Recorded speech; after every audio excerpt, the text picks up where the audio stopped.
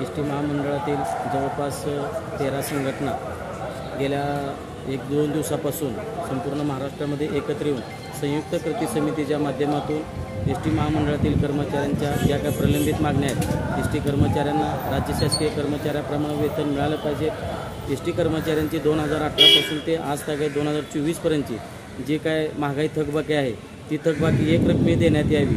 त्याचबरोबर एस.टी. कर्मचाऱ्यांना 2018 पासूनचा वार्षिक वेतनवाढीचा आणि घरभाडे भत्त्याचा जो काय प्रलंबित शासनाकडे असलेला देयक आहे तोही देयक एकरकमी एस.टी. महामंडळातील कर्मचाऱ्याला देण्यात यावा। त्याचप्रमाणे राज्य शासकीय कर्मचाऱ्याप्रमाणे सेवा ज्येष्ठतेनुसार राज्य शासकीय कर्मचाऱ्याप्रमाणे वेतन देण्यात येऊन बाकीच्या ज्या आर्थिक मागण्या प्रलंबित आहेत ते सोडवण्यासाठी सर्व संघटना एकत्र येऊन संयुक्त कृती समितीच्या वतीनं शासनाला धरणे आंदोलनाची नोटीस 2 महिन्यापूर्वी शासनाला दिली होती।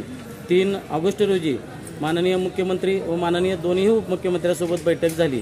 त्या बैठकीमध्ये सकारात्मक चर्चा होऊन सगळ्या मागण्या मान्य करून 20 तारखेला संयुक्त कृती समितीसोबत माननीय मुख्यमंत्र्यांनी बैठक लावण्याचं आश्वासन दिलं होतं।